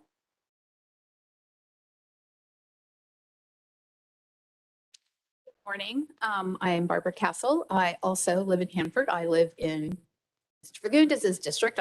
All of a sudden can't remember what number it is, but that would be me. I continue to support Public Map 101. I did take a brief look because I forgot before the meeting this morning to look at the other maps that, in fact, I didn't know so many maps had been submitted. And the couple that I looked at on my phone while I had a chance, left just one and not even close to 50%, just one district over 50% Latino, which, as we've said before, is probably not a good plan. I apologize for not remembering what number that was, but it was one of the 100 and teens ones that you mentioned this morning. Anyway, that's pretty much all I had to say. I do still continue to support Public Map 101.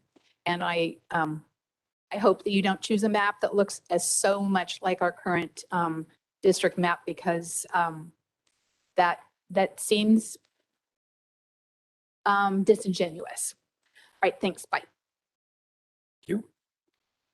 The next person we have is Anthony Lopez.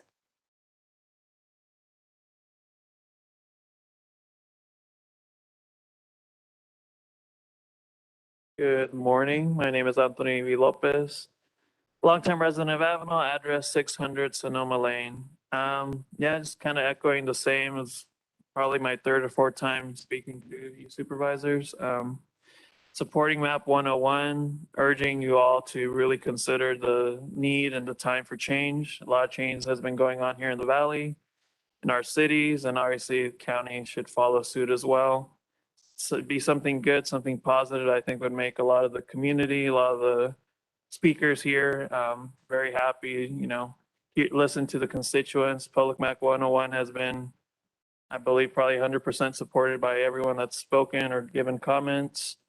I know there's been some consideration of some other maps, modifications of other maps, new maps that have been submitted, potentially haven't been vetted as well. But 101's been there from the beginning. Everyone's been singing its praises. It's a balanced and good map. I hope you guys all, the entire board, strongly considers it. Thank you. Thank you. The next speaker is Lori Pisante.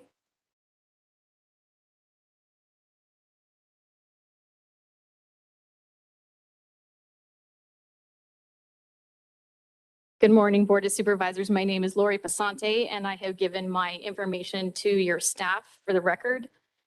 I am the Director of Civic Engagement and Government Relations for the Dolores Huerta Foundation. This board has a sacred duty under Article 1, Section 2 of the U.S. Constitution today to fairly allocate political power among your 5 districts. And indeed, as I have observed this whole process from start to finish, monitoring and watching the interpretation and definitely hearing the tsunami of public input from people you probably have not heard very much from in the past. It's very clear that the community will not tolerate business as usual in Kings County anymore. And that's okay. The legacy of being a Section 5 VRA county, the low map standards, and for example, the map of 113 and 113B, I mean, you should be having as low a deviation as humanly possible. And the map 101 has proven that you can build those districts in a way that they meet extremely high standards, super close to 0 deviation, et cetera. And really what amounts to 2 VRA districts. I mean, that's just an additional VRA district. That's it. So why fight it? The fact that the map that is being favored by the board is a phantom, unattributed, anonymous map is deeply problematic. The county of Tulare basically eliminated all anonymous maps right off the bat as not meeting even basic minimum standards for acceptance. The Valley Voices Equitable Maps Community Map proves that it's possible to draw a map with high standards, and it gives you the opportunity to fulfill that sacred duty under the US Constitution. And I am speaking to you, and I would appreciate being looked at in the eye like a human being, please. Don't Thank you. give your comments. You're welcome to do so, but please don't do that. The dignity of the community is at stake here. Over 50% of your population are people of color, and they are not represented on this board. And disregarding those comments, the tsunami of their input, they are coming to you to participate. They are coming to you to be counted in the census and in your districts. I really appreciate you paying attention to what I'm saying here today, because as a resident of Kern County, I watched them go through the process and the pain and the shame and the embarrassment of having to go through a lawsuit that is totally unnecessary in Kings. And it's the power is in your hands to make that unnecessary. I don't want to see Kings County have to go through what we have gone through in Kern County. They probably wish every day that they had, because their legacy is on the line. And they know it. It was the shadow that was cast over the entire process this year. Kings County does not deserve that. Nobody in this room deserves that. Please do the right thing today. I am begging you. Thank you. The next person is Kathleen Jorgensen.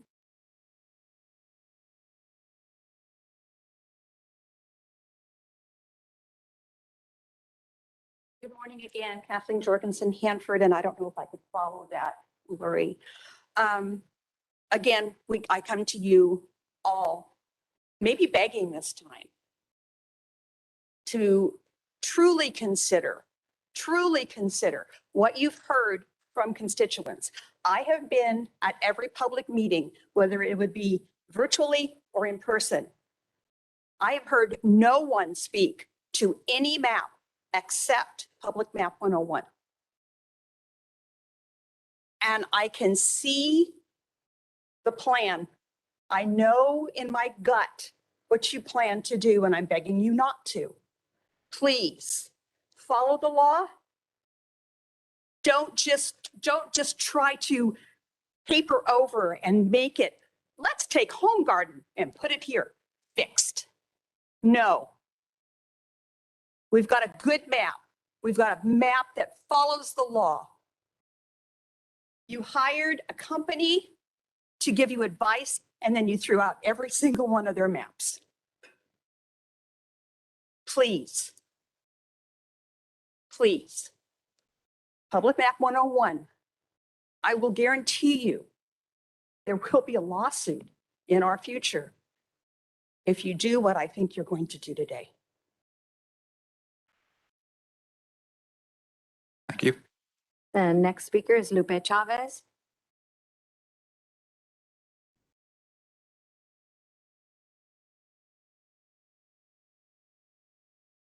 Good morning, Mr. Chair and Board of Supervisors. Lupe Chavez, having a resident. Same thing, still support of Public Map 101. A lot of good maps out there, and I know Public 101 might remove one of you guys out of the seat. It was kind of mentioned the last one, but the same individual said that it was more about the people and not by his position, which is awesome as public servants. You know, we're here for the people we serve, you know, not our own. So just to say I still support 101, and I know you guys don't have an easy decision to make, so just the best you can. God be with you. Thank you. The next person is Barbara Hill.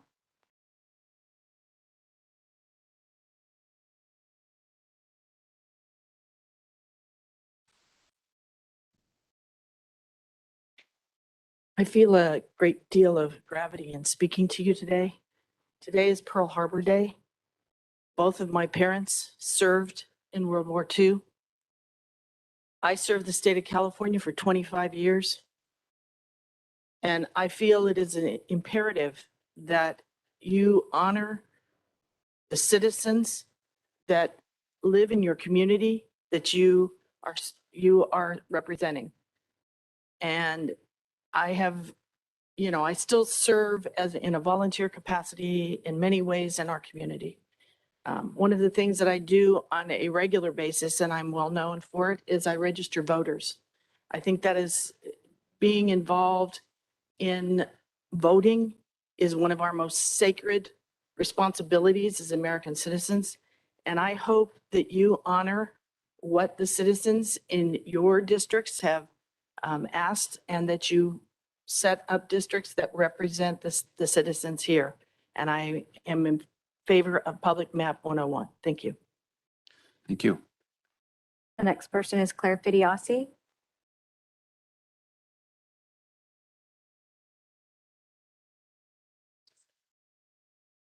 Good morning.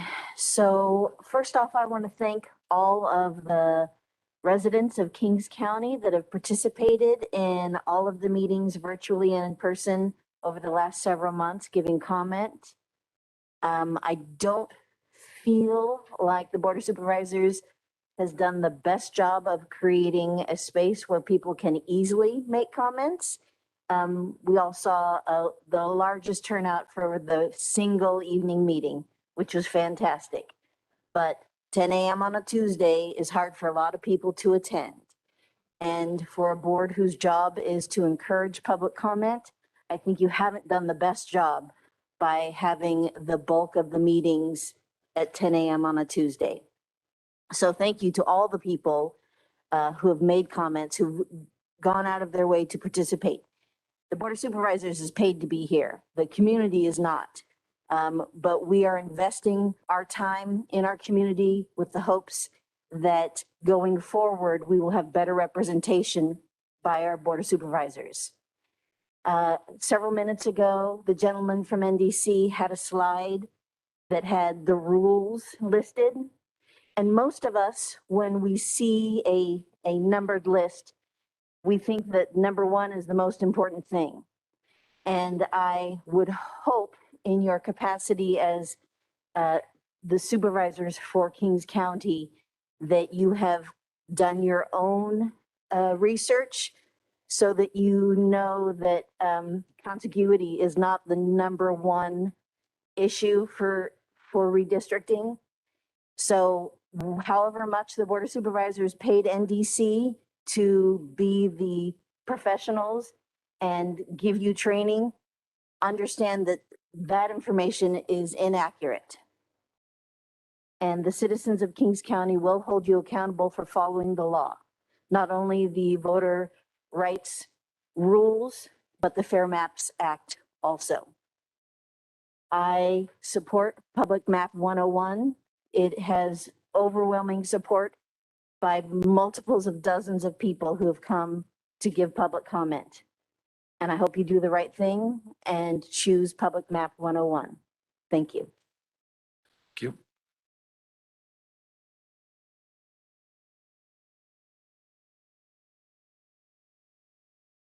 And Chairman, that is our last speaker card, and I do not have anyone online who has their hand raised. All right. Last chance. Anybody that's come in late or joined us late? Sir?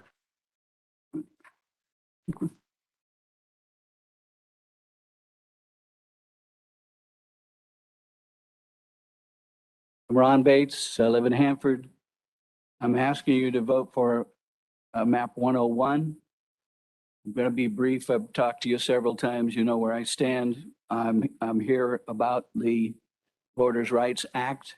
And each time I speak to you, I tell you that this is your opportunity to prove to the world that Kings County does not need a Voters' Rights Act for people to be adequately represented. I also want to commend Supervisor Valle for his efforts. Each meeting I've come to, his questions and his input has been to make sure that constituents are taken care of. And I admire that and appreciate what you've done, sir, and what you continue to do. Please vote for 101. That proves to everybody that Kings County doesn't need a Voters' Rights Act. Thank you. Thank you. All right. One last time. With that, we will go ahead and close. Chairman, I'm sorry. Oh. Someone has. Hello? Is there a hand raised I there, think this, I have it down there. Madam Clerk? Good morning. Can you hear me? Yes, sir. Go ahead. Yes, I do have my hand raised, but this is Alvaro Preciado. I live in 800 East Kern Street in Avenel, and I also calling today to give my support to public map 101. You know, I would like to ask the Board of Supervisors to really think about the future of Kings County for the next 10 years. And I really honestly didn't see much debate between the maps, between the Board of Supervisors, but I know you guys probably did that at home, did your homework at home, and I really hope that you guys do the right thing for equity in Queens County. Thank you very much. Thank you. All right. Before you close the public hearing, maybe you can just put a verbal comment out there to confirm whether there's anybody else online or in person who wants to speak. I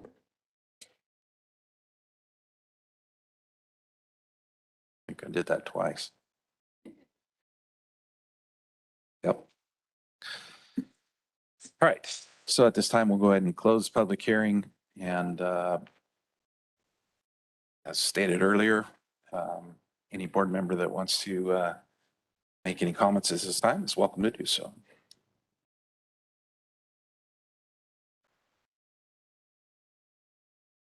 I will just speak up and say that I've reviewed, there was one map that came in. It was Public 120.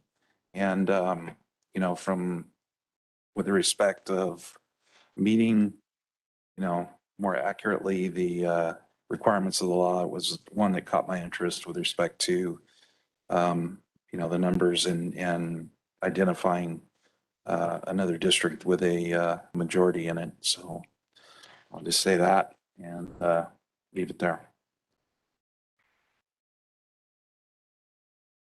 You want discussion or you want a motion? Up to you, sir. Discussion? I don't want to cut you off, Steve. I'm just saying. I'm ready to vote, so whatever, get the discussion done. Okay, so discussion, Mr. Chair? Yep. Okay, thank you.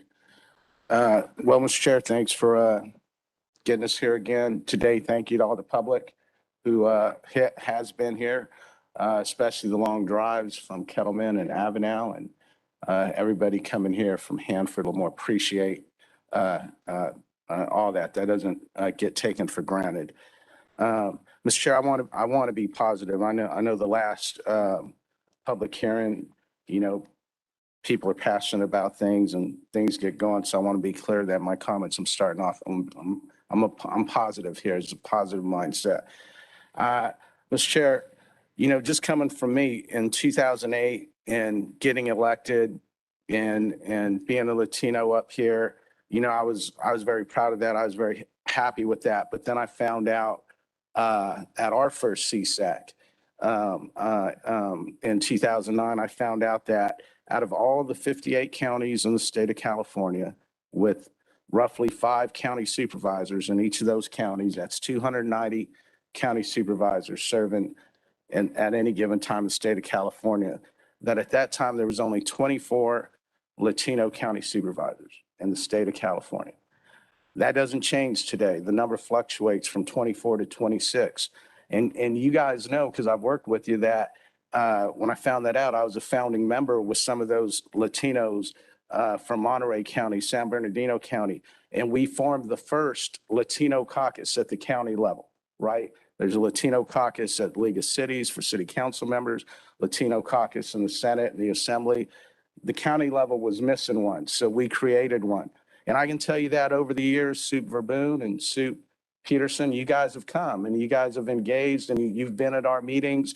And I want to reiterate what those Latino supervisors have shared with you personally, and that is this. It's simply, and I believe this, that if you have Latinos in your district, which we all do, that makes you a Latino leader. And I felt that that's why you guys were there. And again, I thank you for that. That's about 6 years of that. Party too.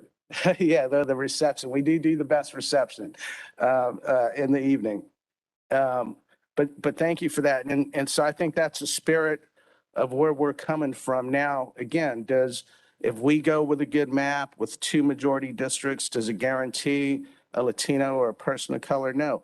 It just gives the opportunity to have a better makeup of the fabric of the county. And I think that's all that everyone is asking for. I know that's all that I'm hopeful for.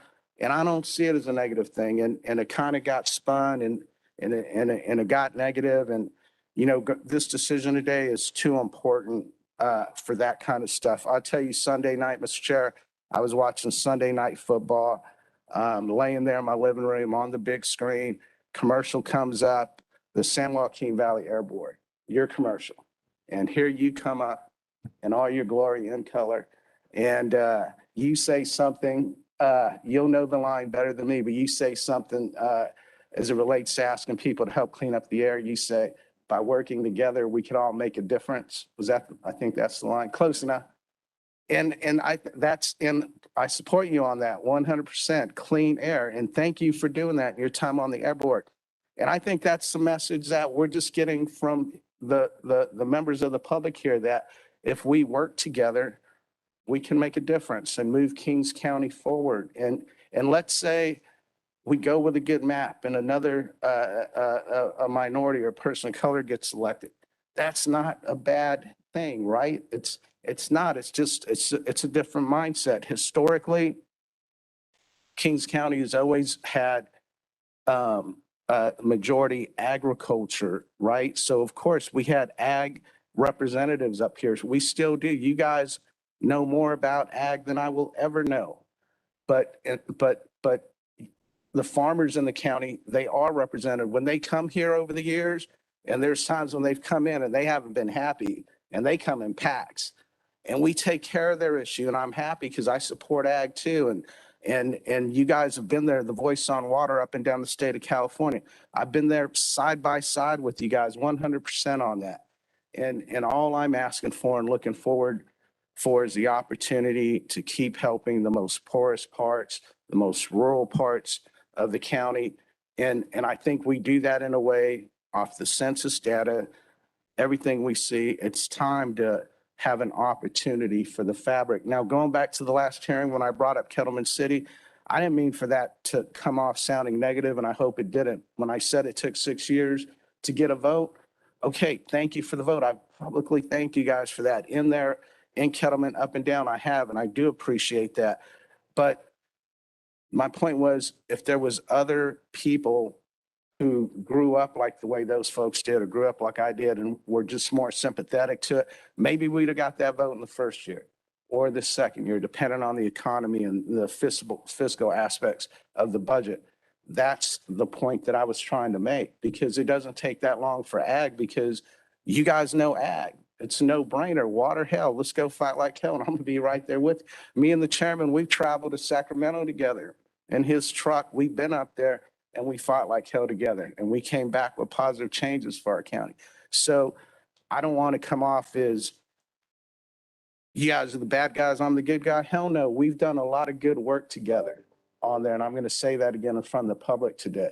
And all I'm looking for, and they're looking for, is the opportunity here. So Mr. Chair, the public map 101, District 2 and District 4, those CVAP numbers, 74% in District 2, 6% in District 4. That is something we would want. I did listen to the board, to the comments at the last couple of meetings, and just in the spirit of compromise, and please don't get upset, just hear me out here, because I know you guys don't want your map touched, but I did want an opportunity to have a conversation with the board today, because it's very important. But I asked staff, and I want to thank council, and I want to thank Matt Boyette. I did ask staff to take a look at Public Map 101. And I asked, can you move Stratford back in District 1? I want to see the data on it. I want to see what this looks like for the spirit of compromise and conversation this morning. And I can tell you that the data from Public Map 101, 74% Latino CVAP in 2 and 6% Latino CVAP in 4, it doesn't change at all. Those numbers are still there, all by just moving Stratford back into District 1. And I left it at that, very simple. This map wasn't put before the public because now's not the time. If the board wanted to have a conversation about this map, if they like this map, then this map would have to get published on our website. It would come back next Tuesday for the vote, for the spirit of having a conversation to keep public map 101, or hopefully the integrity of it alive. I wanted to bring it up. I'm sorry you don't have an opportunity now under public comment to speak about it, but please know that these numbers here, Matt, could you just pull it up, put the map up for the public? I want them to see what I asked you to do. And if I may just clarify, Supervisor Valley did do an inquiry about what would happen if we moved Stratford. I facilitated getting that information for him, and as part of that process, and anticipating that the issue would come up at this, we created that modification in a map that you can see up there on the screen. Everything stays the same except for the small corner of coming down and keeping Stratford in District 1. Matt, do you have that? Oh, thanks for showing the numbers. Can you enlarge that? Yeah, see at the bottom on the pink in District 1, that was the only change to your Public 101 map, to come down and put Stratford there. And again, the numbers don't change. The CVAP is still the same.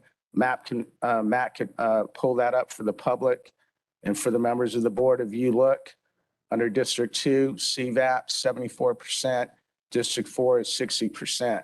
It's the exact same as data under the Valley Voice submittal of Public Map 101. Okay, so I did want to put that before the board there today to see that, and I would look forward to a discussion prior just to a quick motion, just to have the discussion and maybe talk about it. Thank you, Mr. Chairman.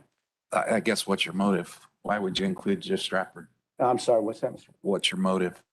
The Why motive? would you just include Stratford? I just had to go with my gut instinct that I think that would be the issue that was holding back the board the other day.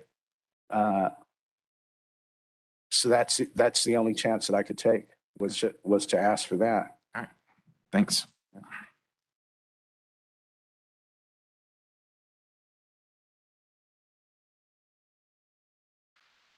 All right.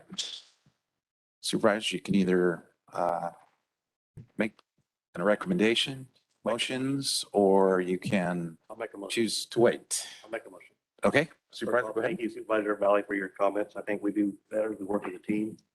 You saw it, when you come along with Kettleman City, our first meeting together. I told you couldn't do what you were doing and you got upset with me, but once we got to talking about it, we got it done. And, your vision and teamwork, we got it done with Kettleman City. So appreciate that. I just look at my district that I represent and how I will represent it and the way the lines are drawn up. And with all that, I don't understand Craig's district as much as you understand your district. I like map 113. Seems simple, seems close to what we have already. 113B is okay too. I know you still represent Harm Gardens in 13B. It goes to District 4, but yeah, but District 4. But I mean, you do a great job. I mean, you take the thoughts of the people and you bring it to us and you argue with us until you get your way. And I mean, they need that.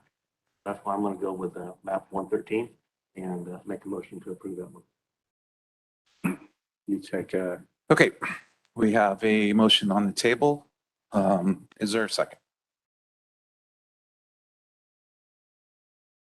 For 113.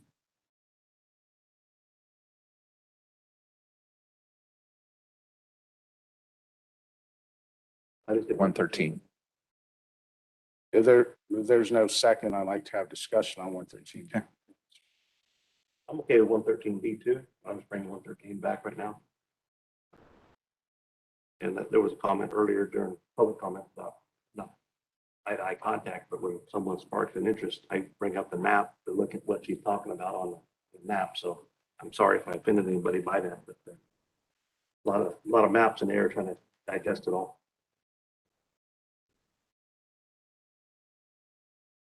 All right, so that motion dies for lack of a second.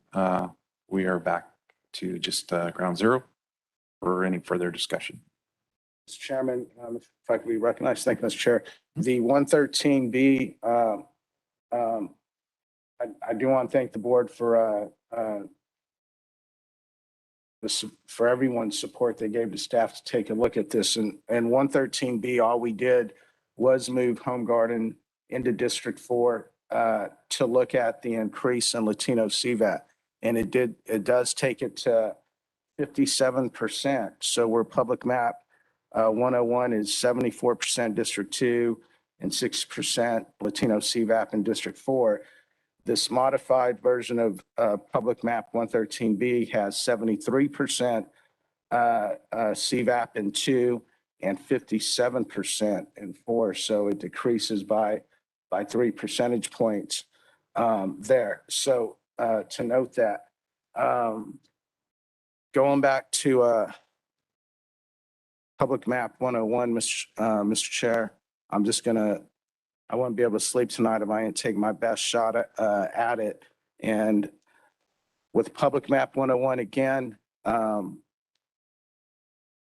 don't feel that the support was there for the exact version of 101. And what I want to do, Mr. Chair, is just see where we're at with the, I gave information on public map 101 in asking for Stratford to go back into District 1. It does create 2 Latino majority districts going above and beyond the 50.1%. You know, none of that. This is solid. It's a good map. It does have changes to the district. In fact, if the board went with this map, then Santa Rosa Rancheria, the hotel casino, all that would go into District 2. There would be changes. Your other districts, I believe, look good in this map here. And so it's with the spirit of that, Mr. Chair, that I would ask at this time, I'd make a motion for public map 101 with the change of moving Stratford back in it. Council could share with you that and the public that this is just under 9% deviation because you're moving 1,000 residents out of District 2 in the original 101 map by moving Stratford back into District 1. That's 1,000 residents going back into that district. And other than that, I do believe that it keeps the integrity and the spirit of public map 101, meaning that it does give us an opportunity and it does protect, provides political and voting power for minority voters in the County of Kings. And I'd like to see if the board could be supportive of that. If I may clarify just one point that you made, you said that council could confirm the deviation. It is actually 8.25% deviation with the changes that you've requested to map 101, which places Stratford Community Services District back into District 1. Matt, can you put it up there? Well, at least out of respect for the board with the motion up there so they could look at it.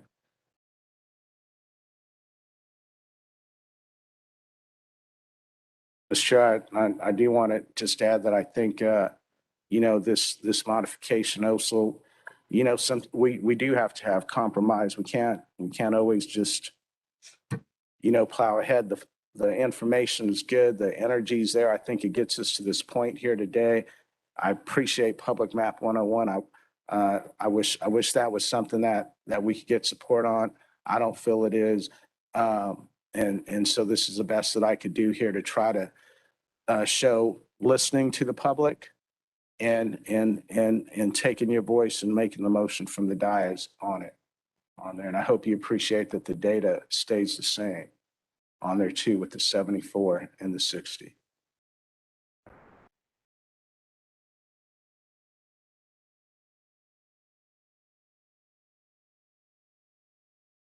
Can you show the drawing again, Matt? I think the board all saw the data. I don't know how long you want it. If you want to call for a second, Mr. Chair, discussion, it's up to you. Hey, the floor is open, so Okay, you I'll feel free to. I'll leave it with the motion there, Mr. Chair. Thanks for hearing me out. Okay. There's a motion on the floor. I do have one question for council. Based on how we've conducted the process, this was not a map submitted for consideration. And just to be fair with everyone else that has done that in the correct timing, what's the protocol for that? Well, that's a very good point. This is not a map that has been submitted and that's been published and out there as a proposed map. What Supervisor Valley is doing is he's recommending or asking for a change to map 101. So this isn't a separate map. This is just like last week, you guys asked for a modification to map 113. We produced 113B. This would be a proposed modification from Supervisor Valley for the board to consider. The way I see it is that the board can decide whether or not it wants to entertain the proposed amendment, but this map will not be a proposed map independently of 101. And in order for it to be adopted, it has to be published as a proposed map or as at the direction of your board on the county's website for 3 days. So there would be no adopting this map today. If this is a direction that the board wants to pursue, it would have to be at a later meeting. Like I said, this is acceptable to discuss and present as a modification to 101, not as an independent map. And I checked with her abundantly and cautiously on that. And I appreciate the research that her and Matt did to do that. And then it wasn't my intent, Mr. Chair, to hit everyone with a new map. It was my intent to work within the proposed map, public map 101, and being fair. Okay, well, there's a motion on the floor and I'll go once, twice, 3 times, and I will die for lack of a second. With that, so at this time we are with no direction. I will say that, you know, in my review of public map 120, I do think, and I appreciate the 113B. I think my concern would be in representing, you know, Hanford and the district, that Armona struggles for identity. It's, you know, it's one of those disadvantaged communities. It has no identity with respect to like Home Garden. It's attached to Hanford, that whole region. And so I do think that public map 120 does increase the numbers to a level where there are 2 majority districts, and it does achieve the goals that have been laid out with this whole process. And so again, I would refer back to that and just throw that out for a possibility for the board to consider. And with the chairman's privilege, I'll make a motion to. What's that? Yeah, what is the motion? Motion is to promote public map 120. Promote. That is a motion. Is it to adopt? Adopt 120, yes. Can you pull it up on the map, on the display, please? Want the PDF version or the interactive? Do you give the numbers first?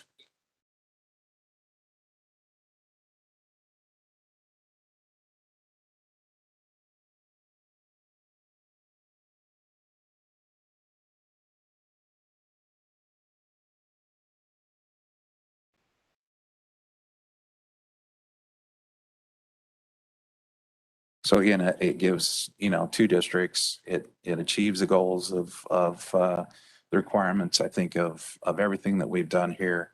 And anyways, I'll throw that out as an option. So, Mr. Chair, is it up for discussion right now? yeah, well, there's a motion and a second. Yes. Yes, so There's discussion already a is, second? yes, Supervisor Verboen seconded that. So On there public is, map 120, a second. yes, Mr. Chair, yeah, you have the right to do that. I did ask at the beginning, though, before we went to public comment, I asked if anybody had an opinion on the new maps, public map 120, being one of the new ones that barely hit the public on Friday and came before the Board of Supervisors on Friday. And I asked that if anyone favored one of them, to let it be known then so the public can have an opportunity to talk about it. we're not finished yet. And there is an opportunity again before we approve the maps. So You would let the public come up and open public comment again and hear. we from have them on- another scheduled meeting, correct? Yeah, let's clarify right now. Today, the maps are before the board and we have on our schedule today as a date for adoption. That doesn't mean that if the board needs further time to discuss and analyze, consider that we can't schedule another meeting next Tuesday.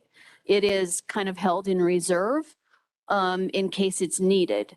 So if your motion today, and we should probably clarify what the motion is then, is it to adopt map 120 or is it to focus on map 120 as part of an additional set of maps to be considered at a subsequent public hearing?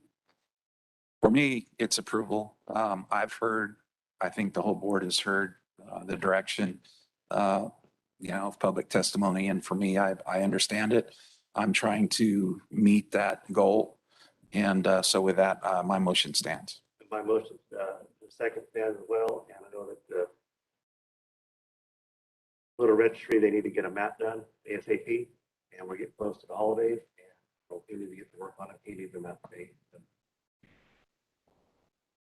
You have to have it done by January 1. The map adoption deadline is December 15th.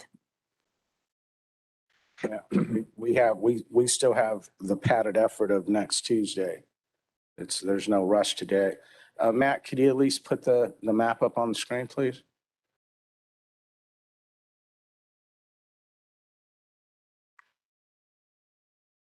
Can you make it larger? Yeah, I want to compare this map to the current lines. I want you to put the boundaries on it so I can see what that looks like too.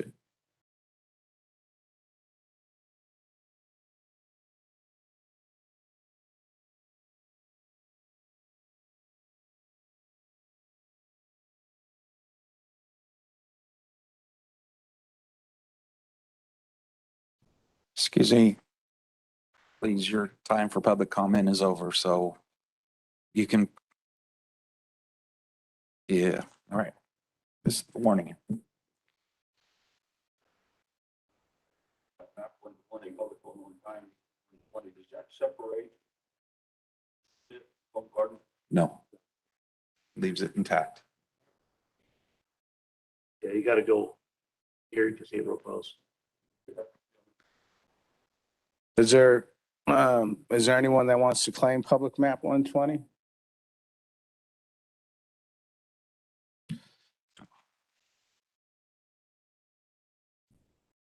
This, I seconded it. He made it, I seconded it. I don't understand how we got a second that quick though. The map, we didn't talk about this map at all. We're trying to have a Your map conversation. would have got a second, then we would have had the discussion as we do formally in everything we do. So your map died for lack of a second, okay? There was another motion made. It died for lack of a second. It's open to discussion now. There's a motion and a second. All right, well, please don't rush the vote because I'd like to look at these lines here too before deciding on a vote.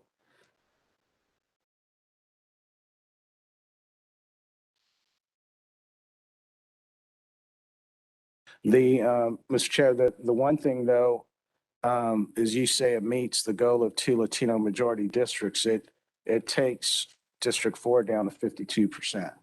So out of all the maps that we've talked about, it's the lowest percentage and the lowest opportunity out of these maps. You know, I would at least would have been hopeful based on the previous comments of Sue Verboen, that public map 113B was a map that you didn't have an issue with, and that would have been nice to come up for a vote. Public map 120, you know, it just comes off wrong from the fact that, you know, here we have all these public hearings and this, if this map passes, this is how it ends, with a map that just gets pulled up that, you know, I asked courteously to start the meeting off positively, and I came here with good intent. And I asked, hey, these are new maps. If you favor one of them, could you speak up now so the public can have an opportunity to speak on it?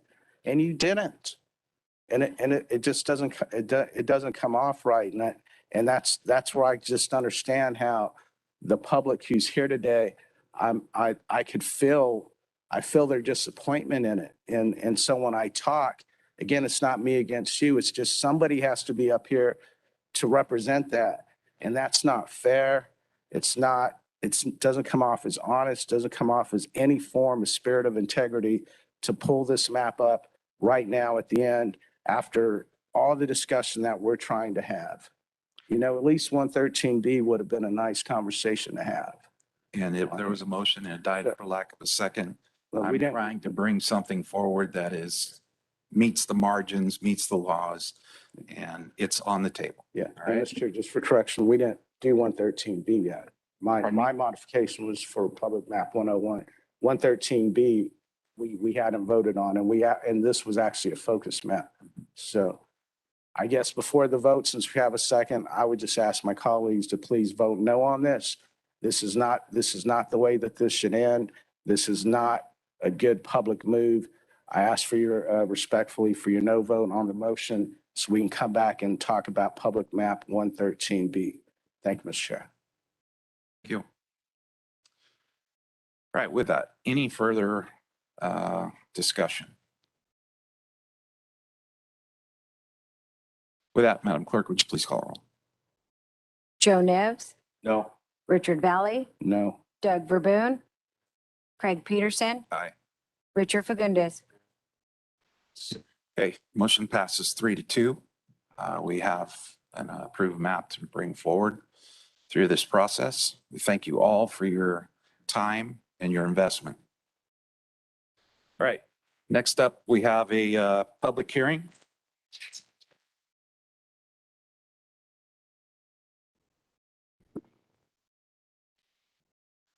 I am thinking procedurally, we have a resolution, you adopted a map. Is it the direction to attach that map along with the appropriate boundaries, verbal description of the boundaries to that resolution? Would you, and bring it back for final approval, or is it the direction to, with the resolution that we have submitted to the board, move forward adopting the map and description of boundaries? Is the resolution approved? Well, I would just say this, Mr. Chair. Let's at least have the courage to take that up on Tuesday so the public at least gets an opportunity to talk about public map 120 versus us taking that urgent action of voting this in right now for the resolution. That's what you're saying, right? We have the opportunity to do this next Tuesday instead of right now. The motion was to adopt map 120 and that passed. So that is the action of the board. But we have the resolution that needs to be adopted by the board, which is the document that will evidence the board's adoption. So the question is that resolution approved and adopted by the board with direction to staff to then attach map 120 and an appropriate description, verbal description of boundaries as attachments A and B. Clearly, whatever we need to do to comply with the law to meet. We do need to do that. So I will take that as the direction from the board. I'm trying to think, do we need? Yes, please.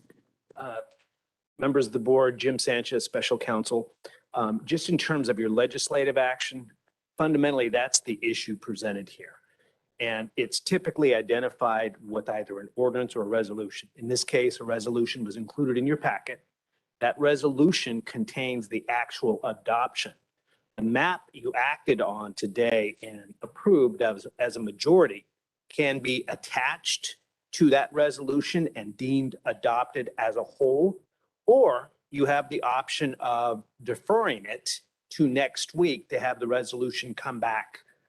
Those are your options before you. And I think just clarifying that at this point with the county council, you can do either one today or next week at the discretion of the board. That's correct. Thank you so much for clarifying that. Very good. Well, I have no concern in bringing it back next week. I think it's there. It's been approved, and I think give it time and bring it back. We'll bring the resolution back with the map and the description of boundaries next week. Thank you. I have a question for a procedure, council. If that resolution doesn't pass next week, what happens? Do we have the ability to take up another map? There's already been an action by the board to adopt this map, so no. But from the lawyer, what's your experience on that, sir? Please, Jim, would you opine on that? Members of the board, again, this is a legislative decision to be determined by a majority of the board. So if ultimately you decide not to adopt a resolution next week, then you have an action that you've taken today to adopt a map. You don't have action to adopt the resolution that implements it. Technically, you would not at that point have final action. And so from the standpoint, I think of the legal position of the county, you need to be consistent. If you've adopted the map, you adopt the resolution for it. If you don't adopt the resolution, there's a question as to the legality of your legislative decision.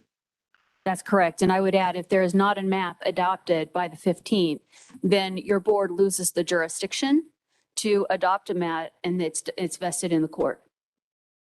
Okay. We move so quick, I don't even know what the hell my district is right now. That's the sad part of it, man. All right. You have everything you need? Okay, very good. All right. We'll now move to our next public hearing, and that is community development. So, Chuck, welcome. Morning, Mr. Chairman, members of the board. Spradling Construction Incorporated is requesting to enter into a density bonus development agreement for phase 4-3 of vesting tenure tract 756. The density bonus development agreement designates target units within the proposed map, which will be sold to income qualified individuals which meet the requirements specified in the density bonus provisions and reasonable accommodations as listed in Article 22 of the Kings County Development Code. County Council has reviewed the resolution agreement and exhibit as to form, and staff recommends that your board, 1, hold a public hearing, 2, adopt a resolution approving entering into a density bonus development agreement with Spradling Construction, Inc., and 3, approve the density bonus agreement with Spradling Construction. Are there any questions? Questions from the board? No. Okay, motion? The public hearing and open the public hearing. Yeah. Good call. All right. There's no questions. Then at this time, we'll go ahead and open the public hearing. And do we have anyone that wishes to comment? I have not received any written comments or no one online with their hands raised. One last time, anybody for public comment? No? All right, we'll close public hearing and then bring it back to the board for your direction. Make a motion to approve as presented. Okay, we have a motion and second. Madam Clerk, please call a roll. Joe Nevs, Yes. Richard Valley, Doug Verboon, Yes. Craig Peterson, Aye. Richard Fagundes. Okay, we have 5 in favor. Motion carries. So we will, I guess at this point, close that public hearing and move to the next. And Chuck, if you'd outline that, please. Thank you. Second one is for Aspire Homes California, Inc. They are requesting to enter into density bonus development agreement for phases 6 and 7 of vesting 10 of track 756. The density bonus development agreement designates target units within the proposed map, which will be sold to income qualified individuals, which meet the requirements specified in the density bonus provisions and reasonable accommodations as listed in Article 22 of the Kings County Development Code. County Council has reviewed the resolution, agreement, and exhibit as to form. Staff recommends that your board hold a public hearing to adopt the resolution, which would approve entering into a density bonus development agreement with Aspire Homes California, Inc., and approve the density bonus agreement with Aspire Homes. Any questions? Questions from the board? See none. So we'll now move to open the public hearing. Anyone wish to provide public comment on this issue? Testimony? Seeing none, we'll go ahead and close the public hearing at this time and bring it back to board for. Motion to approve it presented. Yep. Second. Okay, we have a motion and second. Madam Clerk, would you please call a roll? Joe Nevs, Yes. Richard Valley, Doug Verboon, Craig Peterson, Aye. Richard Fagundes. Okay, we have 5 in favor. Motion carries. Brings our open session issues to a close. We'll move to item 8, which is closed session. We have 3 issues. I think you still had the CAO report or Board correspondence. Yeah, well, let me outline that and we'll come back to that. So closed session, we have a conference with labor negotiator, meet and confer, government code section 54957.6. And that's with the Prosecutors Association. Personnel matter, government code section 54957, public employee appointment, the Ag Commissioner. And then finally, personnel matter, government code section 54957, public employee appointment, Director of Finance. And with that, we'll move back to board member correspondence. Thank you, Mr. Chairman. For board correspondence, we received a notice and agenda for the Central Valley Regional Water Quality Control Board meeting, which will be held virtually on Thursday, December 9th at 9 a.m. We also received the Kings County Investment Pool Transaction Activity Report.